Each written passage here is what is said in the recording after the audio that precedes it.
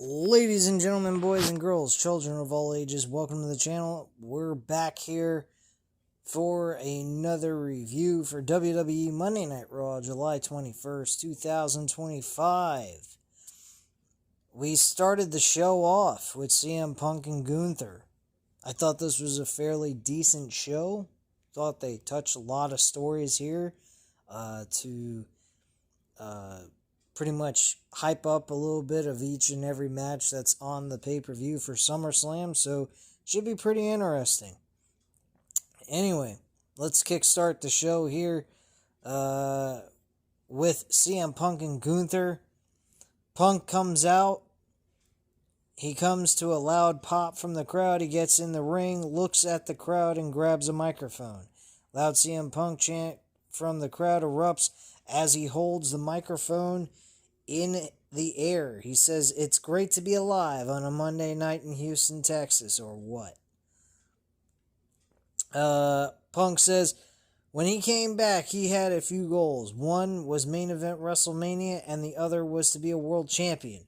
One of those have already happened, and he can now focus on the goal of being a world champion. Punk says last week he won a gauntlet match, and that made him the #1 contender to Gunther's world championship. He says Gunther is one of the best wrestlers in the world. He is looking very forward to lacing them up and facing him. He says he cannot promise a win, but with everyone cheering him, he can promise that he will leave it all in the ring. He will not quit. He will give everything he has. He looks at Gunther and he says, one of the best in the world, Intercontinental Champion for 666 days, and in his second run as World Champion. He says he has 2 weeks to train for Gunther, but he has been training for his entire life. He is CM Punk. To Gunther and his fans, Punk is not just another wrestler, not just any other challenger. He's the best in the world. As he's talking, Gunther comes out, and Gunther gets in the ring and stares at Punk as he grabs a microphone. Both men are face to face in the ring, and the title is around Gunther's waist. Gunther takes a step back, and the fans chant CM Punk. As Gunther is about to speak, the fans boo and chant, "You tapped out." Gunther begins to speak, and the fans boo. He says he's very excited to hear, but the fans keep booing Gunther. Another "You tapped out" chant. And Gunther says to cut to the chase, he did not come out to throw insults at him to create any drama, but he wanted to point out some similarity. There are theirs for some the same reason. Okay, whoever wrote this is a fucking idiot. They are there for the same reason. Okay, now that sounds a little bit better. Not to make friends, but to make money and win championships. But they both consider themselves as the best in the world. He says Punk has a massive ego, and the fans keep chanting his name. He doesn't blame Punk for that. He says he has an ego too, but he is justified. He says his ego is not based on what the fans think. That is worthless.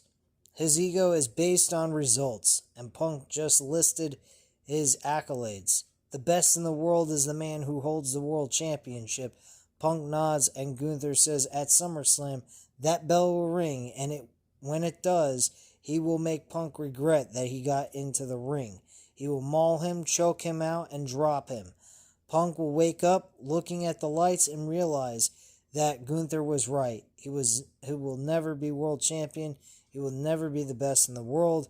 Gunther says at least he has the degenerate fans chanting for him for the rest of his life. Gunther drops the microphone and leaves the ring with his entrance music playing, and Punk stares at Gunther, who heads to the back. I wasn't too impressed with this one. This was one of the least things on the show that I liked. There was not much here. Gunther's commentary here was straightforward, to the point. I like that. But it was very similar to what he said to Jey Uso leading into WrestleMania and how he was going to put him through hell. This time he ain't putting, CM Punk through hell leading up to SummerSlam, but he is saying that, oh, you got the fans, they're degenerates, let them chant your name, but other than that, you're not going to mean much of anything after the match is over, and you're not going to win the World Championship from me.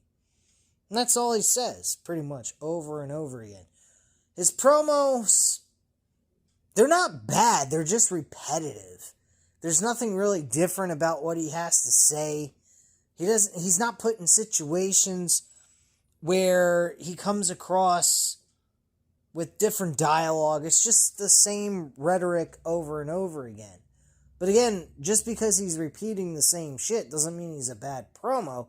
It's just the material that they're giving him isn't much different than anything else he's been in recently since becoming world champion in the last year or so. So it doesn't really help out his situation conducting a promo and having different material each and every time. It's just about win and lose for a world championship, which is fine and dandy, but when you got nothing but the same rhetoric over and over again, it gets kind of boring. But again, I think Gunther's promo work is fantastic. He comes across like, I love his in-ring his attire that he wears going to the ring to cut promos too. He doesn't wear no fucking merchandise. He doesn't do any. He wears a polo shirt, casual pants. He looks very professional. I like it. He comes across like the old school foreign guy who's trying to run down WWE and hold the world championship for as long as he can. But it's not about the country he comes from shitting all over the United States of America. It's just him against the world. He doesn't care about the fans. He doesn't care about who he faces or anything else in between. The only thing he cares about is getting in that ring, winning clean, no less. This man wins clean every fucking match he has. He does not seem to cheat very often at all. It's very rare you see Gunther, as a heel, cheat in a match. He wins most of his matches clean. Without question, without any dispute, nothing. This man just goes in that ring, puts on a 15 to 20 minute barn burner of a match with his opponent, and makes them look good in the process, whether he wins or he loses. And the match is fantastic. I absolutely love Gunther's work, but his material that they're giving him to work with, promo-wise, is getting kind of old to me. That's my only complaint about Gunther at this point in time. But overall, Gunther is a fantastic worker, and when that bell rings, forget it. He's one of the best. And that's where it counts the most. When he gets in that ring, he does the best work. Promo for this, I mean, given that there's only like 2 more weeks left, this episode and next week's episode, I mean, granted, probably I'm being a little too harsh here on criticizing him in this situation, but I don't even really blame him. I blame the WWE creative on that. So I do enjoy, I'm looking forward to the match. I think the match on paper is going to be fantastic. But build-wise, it's just a straightforward, simplistic, nothing too exciting. Just give me the fucking match and let's see these two guys go. That's all I care about. Building-wise for these two, there's nothing there. There's nothing really necessary to build on. The two names are build enough. Really, I mean, these two have never faced each other before. And given that they only have 2 weeks worth of time to work with one another to build hype, I mean, honestly, this is the only thing they got is their names going one-on-one. That's it. And being the first time, it should be exciting. Anyway, Brian Saxon's backstage with Stephanie Vaquer. She tells him that Chelsea Green is not her problem. In comes Naomi, who tells her that They have not met yet, but she is the women's world champion. Stephanie Vaquer tells her she knows who she is, and Naomi tells her that after she wins at SummerSlam, she will face her at Clash in Paris. Okay. Stephanie tells her if she survives, and Naomi says she will. And since Stephanie wants to be smart, Io was walking her like a dog, and she will see her in Paris. We'll see her in Paris. Naomi walks away laughing, and that's it. Next, we had Sheamus versus Rusev in a really entertaining barn burner of a match. And Sheamus wins this matchup to make it 1-1. I personally think that these two deserve a one-on-one match at SummerSlam, and they need to be booked on the pay-per-view. I don't give a shit what anyone says. These two guys are great together. They are legitimate brutes to one another, and they just kick each other's asses. This was a fun match to watch for, I think, about 10-15 minutes, and I enjoyed myself very much.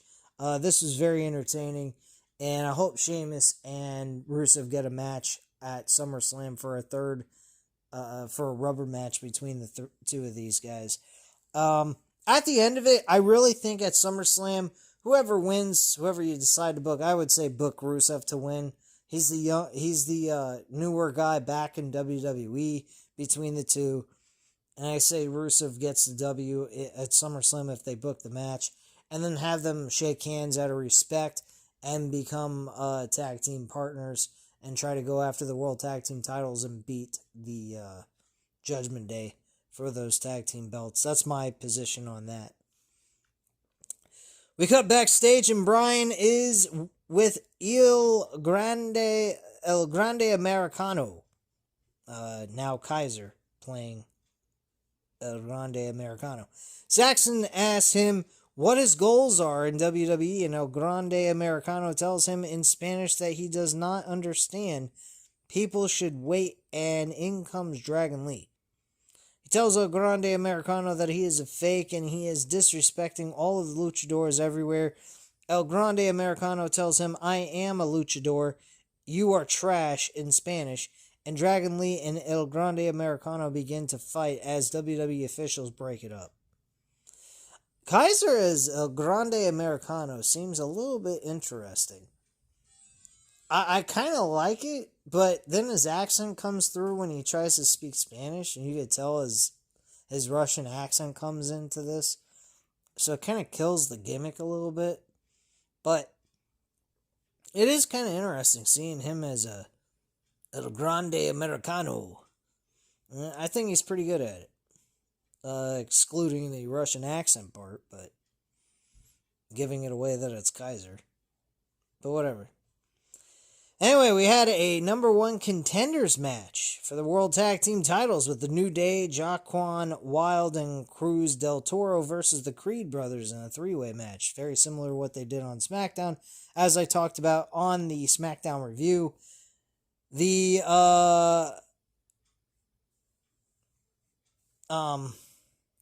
LWO with Jaquan Wilde and Cruz del Toro.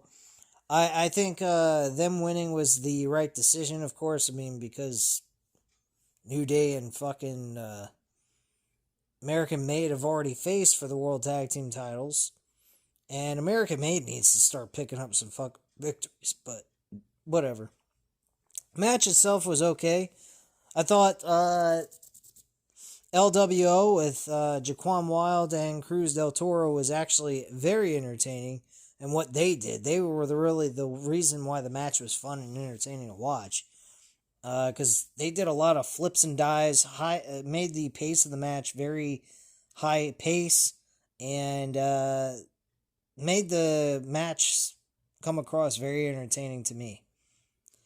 Then we cut to the Kabuki Warriors and Io Sky backstage. They all talk about how they will be champions.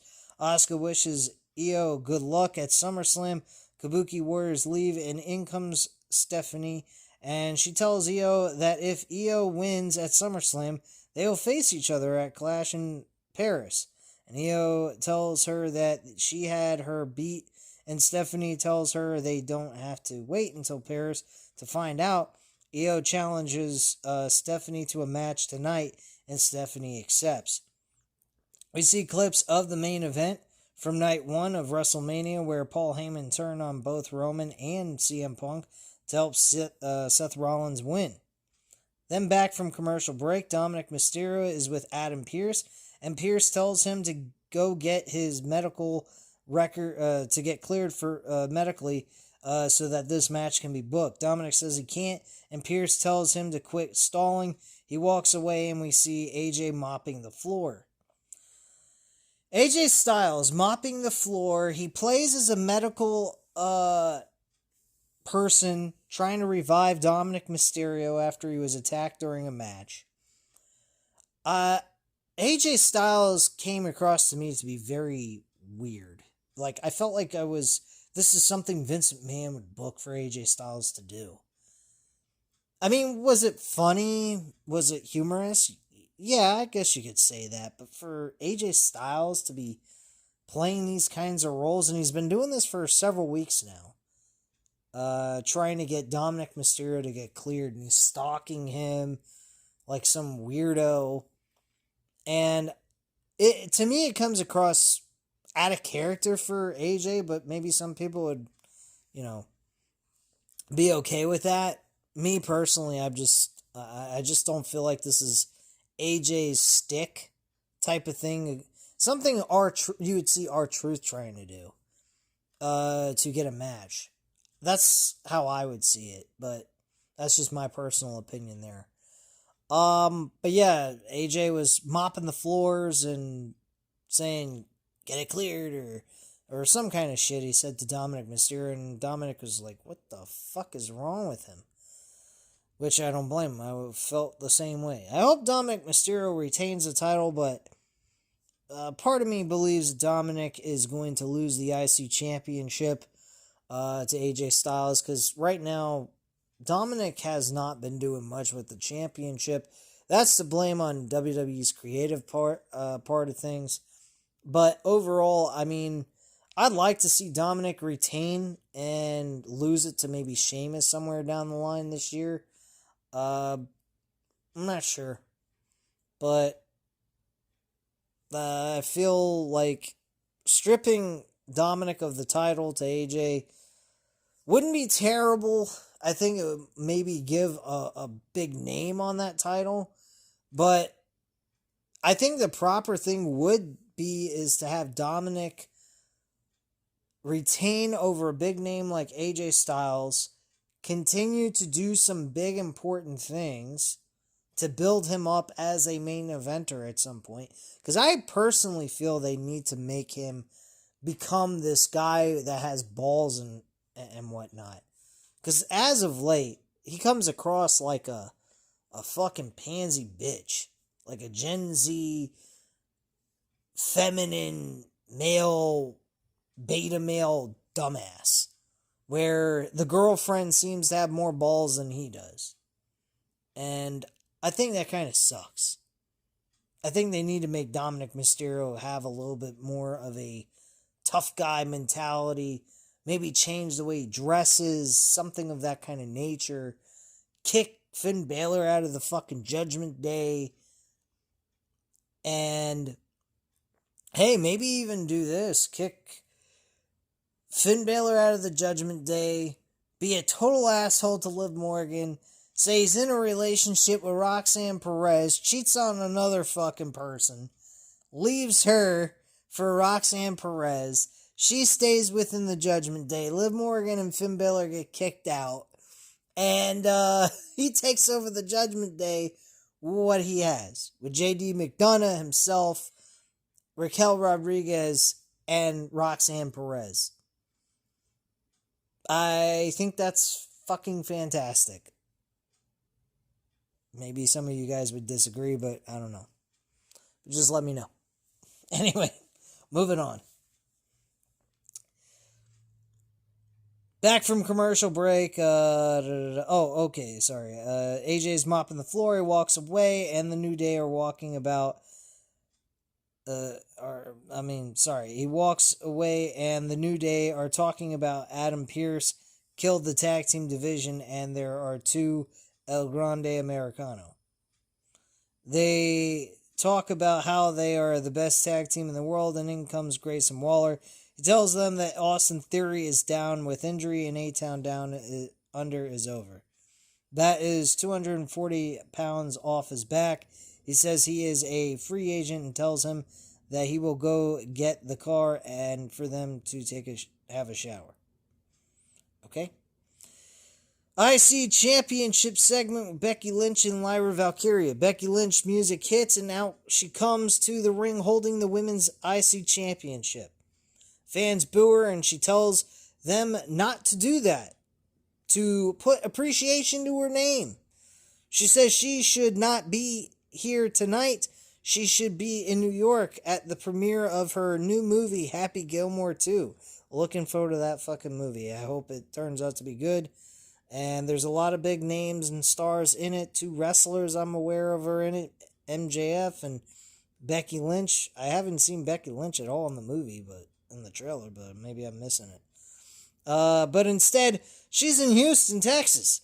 But that is what leaders do. They don't always do what they want to do. They do what they have to do, and she has to address some important business. She says at Evolution, she had the slickest win of all time, and she did what she said she was going to do. She won, and she held everyone down. But at least she was honest about it, unlike Lyra. She says Lyra spent months saying that Becky stole opportunities, and tonight Lyra has a chance to win the tag team titles. She asks who needs 2 titles. Becky says, of course, when she walked out of MetLife Stadium as Becky 2 belts, that was different. It was groundbreaking. Lyra's intentions are selfish, but as the leader of the division, that ends now. She calls Lyra out, and Lyra comes out.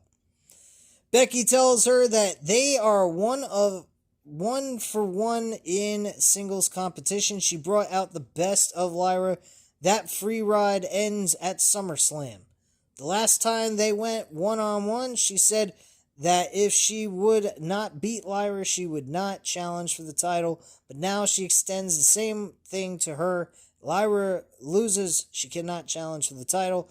Lyra agrees to the terms, except she has a counter offer that not just also would that term be involved, she would also include a match where it's no DQs, no countouts, and no disqualifications. I believe the match can end anywhere, but there must be a winner. And Becky Lynch accepts this, and Lyra tells her that she will see her at SummerSlam. She drops the microphone. Becky says before she goes, Lyra keeps disrespecting her. Match at SummerSlam is the most important match the title will ever have because it will determine the women's division. She will respect the match and herself. Becky Lynch tells her that once more she will be the bigger person and asks Lyra to shake her hand. Lyra goes to shake her hand. Becky goes for a right hand, but Lyra ducks and lands a manhandle slam. And Bayley comes out as well, and the match for the tag team titles begin. So, we get the women's tag team title match with Judgment Day that Raquel Rodriguez and Roxanne Perez against Bayley and Lyra Valkyria. This match, obviously, we knew the tag team champions were going to retain. That's for Charlotte Flair and Alexa Bliss to win at SummerSlam, more than likely. I have a high probability and feeling that that's going to be the case. Match wasn't bad, pretty decent, entertaining. Becky Lynch interfered, costing Bayley and Lyra Valkyria the match. We cut backstage, and Jackie Redmond's with Sami Zayn, whose ribs are wrapped in tape, and he tells her that medically he could have probably used more time. He says it was one thing when Kross was in the shadows, but now he's getting in the way of his goals. He missed last week because of Kross, and he would have been in the gauntlet match. He could have won that match and have had a championship opportunity. So we then have a match between Sami Zayn and Karrion Kross. Before that, Dominic is backstage looking for AJ Styles. In comes JD McDonough and Finn Balor, who tell him that AJ is not there. In comes Adam Pearce, who tells him that he is done. Either Dominic vacates the title, or who will walk with him to medical and get his doctor's evaluation.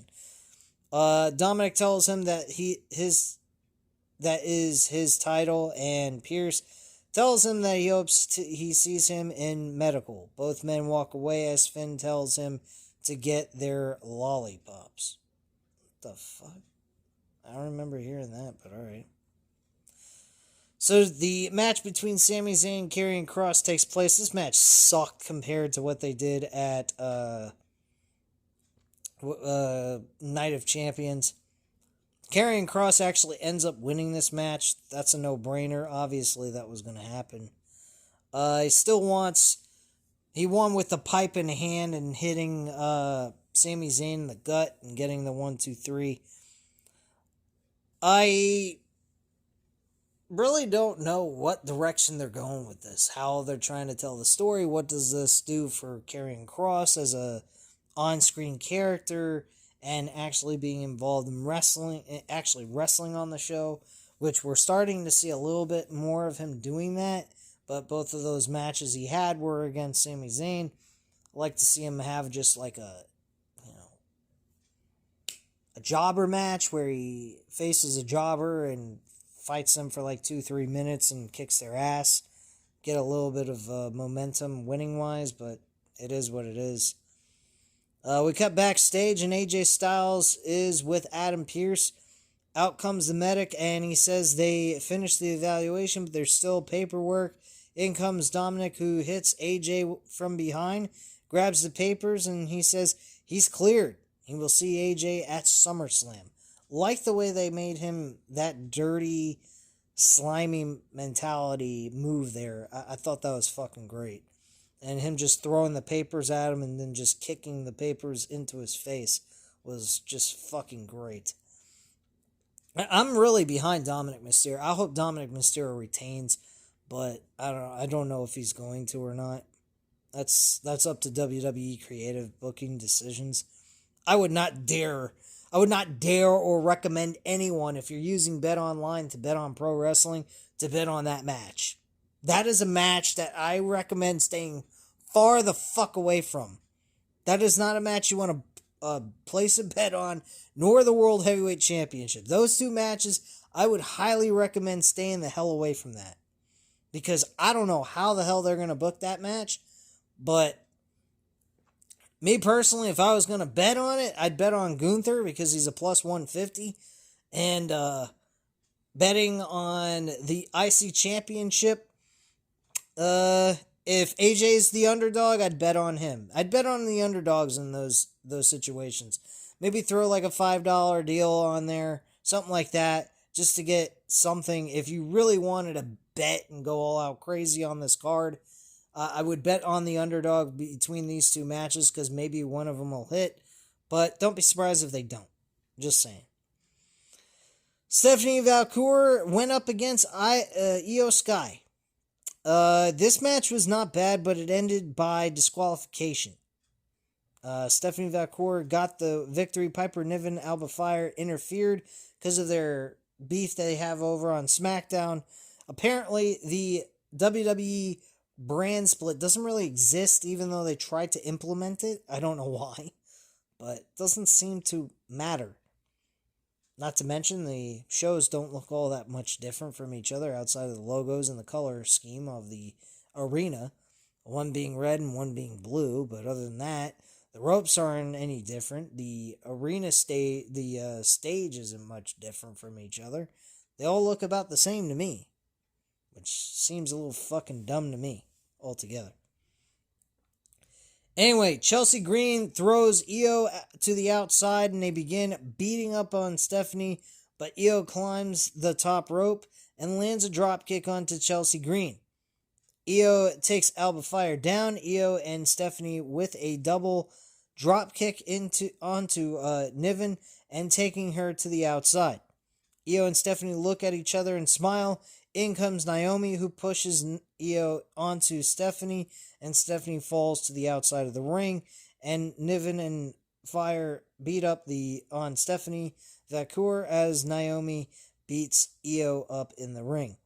Rhea comes out and to a loud pop, and she lands a big boot onto Niven and throws Alba Fire into the ring steps. Rhea gets in the ring and slams Naomi down, and Chelsea gets up, and she is between Stephanie, Io, and Rhea.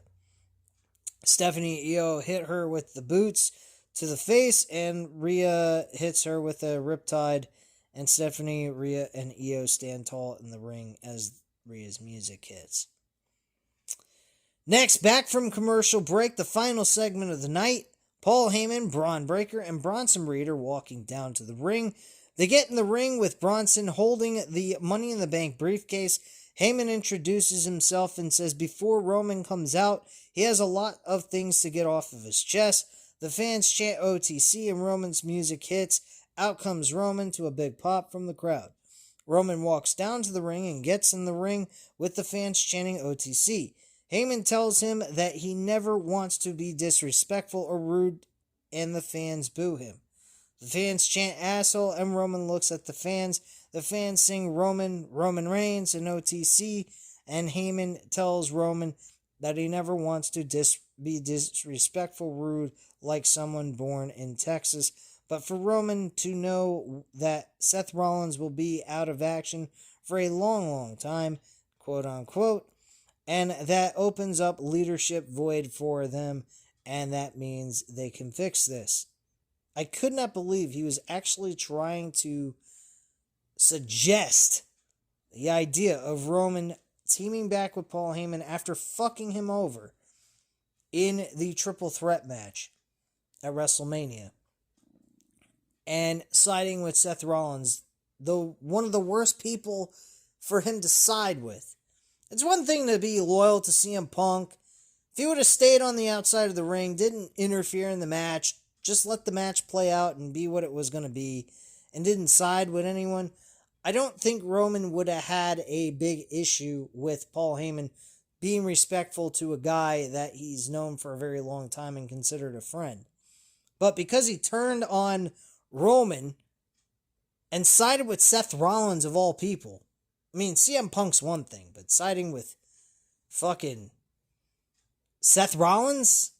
Nah, that's a big no-no to Roman Reigns. And I don't blame him for that because Seth Rollins in the beginning of their career had a great faction going with Dean Ambrose, and he happened to fuck that up by joining with Triple H when they were dominating Triple H's group just so he can sell out and have a quick ride to the World Heavyweight Championship later on that year. Have no reason in the world of Roman Reigns not liking Paul Heyman at this point. Roman looks confused as Heyman suggesting that he should come back together and to look who or what comes with him. We get Bronson Reed and Braun Breaker on his side. Heyman tells Roman that he knows deep in his heart that there are far better together than opposing each other. Heyman tells him that he will always be his family because I love you, my tribal chief. The fans chant, you sold out. Heyman hands Roman the microphone, and Roman grabs him. Roman tells him to put it on pause. There is one thing he forgot to do.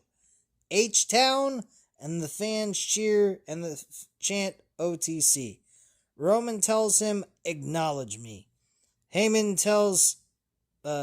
puts his finger in the air and acknowledged Roman, but Roman asked the fans what Heyman was talking about. Roman says a few years ago, Heyman asking him to lead would have been wise words from a wise man, but Heyman's not a wise man anymore.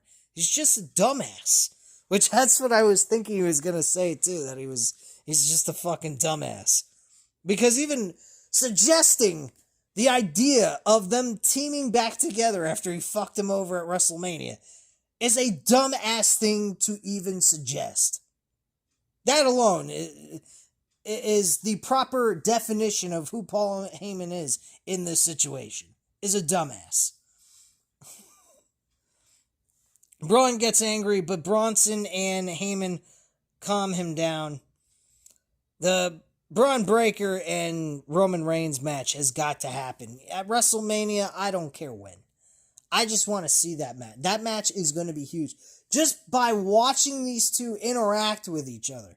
Roman telling him, you better back up, boy. I mean, he's telling him he's a boy. Man's a fucking grown-ass man, built like a fucking truck, and he hits you with a spear. That shit looks like it fucking hurts. You don't believe me? Go ask I Show Speed. He showed Speed getting the fuck out of the ring after he got speared out of his own damn shoes. I mean, shit. Roman tells him to calm down and to sit under the learning tree and write this down. He took a line out of fucking Chris Jericho there. That was funny. Because Heyman will do to them what Heyman did to them. Heyman will try to take all the credit.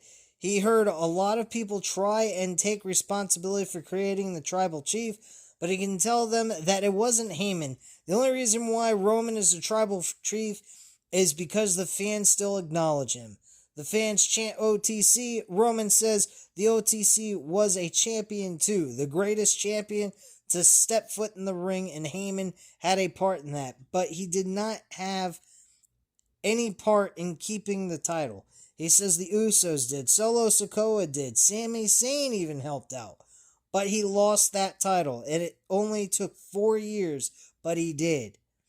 And after that, Heyman told everyone that Roman went off, but Roman went home to continue to raise the future bloodline. So he wanted to be home with his family and take a vacation. Who the fuck can blame him?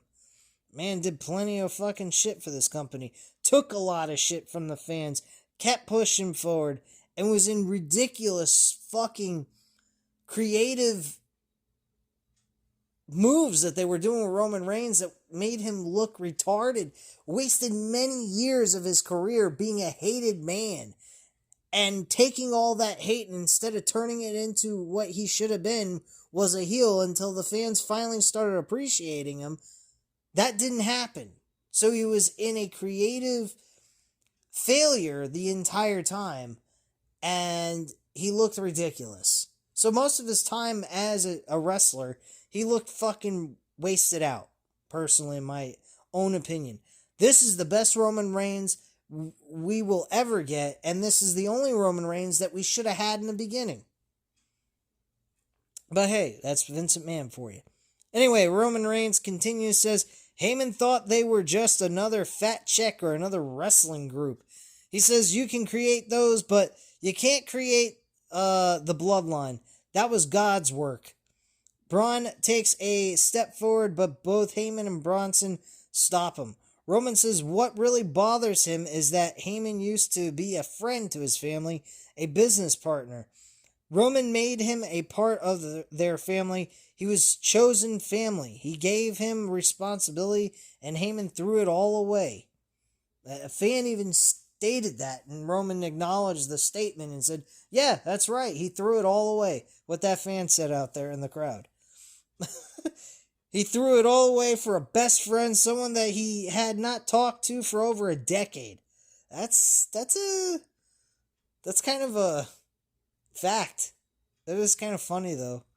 But I wouldn't say Heyman, Roman Reigns should feel betrayed by Paul Heyman for wanting to honor a promise that he was going to make with CM Punk if he would have headlined WrestleMania at some point in his career. And for him to feel that way, I think is wrong, but for him to feel betrayed by Paul Heyman by siding with Seth, absolutely. That was a fucking load of shit. So anyway, he tells Heyman not to ever come out and say he ruined the bloodline. Heyman,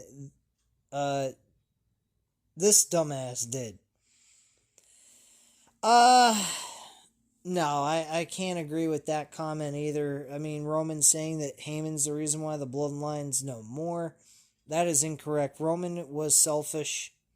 Now, you could say Paul Heyman was maybe the puppeteer behind Roman's selfishness.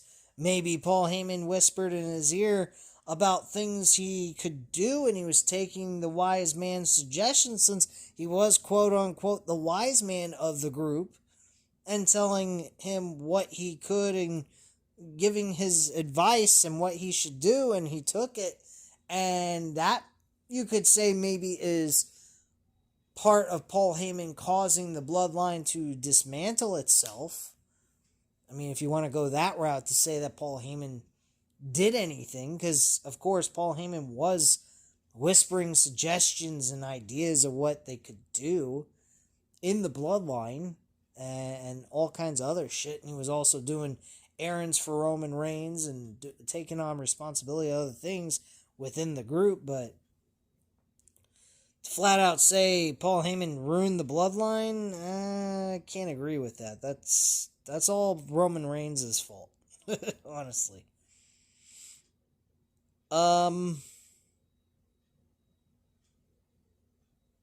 Anyway, Braun steps forward and asks for a microphone. Braun tells Roman that they don't want him there anymore. They don't want him here anymore. Roman is yesterday's news. He is the old dog. He was relevant 5 years ago. That was Roman Reigns' prime. He's just taking up a spot, standing in his ring, and he is glad that Roman did not take Heyman's offer. He knows Heyman won't stab him in the back because he holds value while Roman is worthless. Don't worry, Braun. Once you don't hold value anymore, Paul will discontinue with you as well. Braun says he is the big dog now. He's the top dog. He is the future WWE, and he is the man now.